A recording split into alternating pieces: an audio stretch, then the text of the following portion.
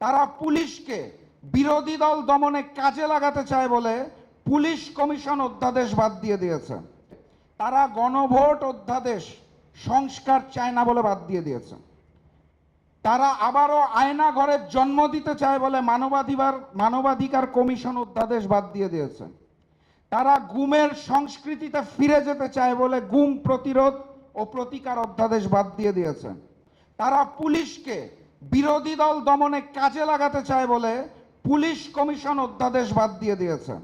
তারা নিজেরা ওই বিগত ফ্যাসিস্টের মতো দুর্নীতি করতে চায় বলে দুর্নীতি দমন কমিশন অধ্যাদেশ বাদ দিয়ে দিয়েছে। তারা বিচারিক ব্যবস্থাকে নিয়ন্ত্রণ করতে চায় বলে সুপ্রিম কোর্টের বিচারক নিয়োগ অধ্যাদেশ বাদ দিয়ে দিয়েছে। শেখ হাসিনার আমলের মতোই বেগমপাড়া বানানোর জন্য, টাকা লুটপাটের জন্য এবং পাচারের জন্য মাইক্রো ফাইন্যান্স ব্যাংক ও ব্যাংক রেগুলেশন অধ্যাদেশও বাদ দিয়ে দিয়েছে। বাদ কি থাকুক।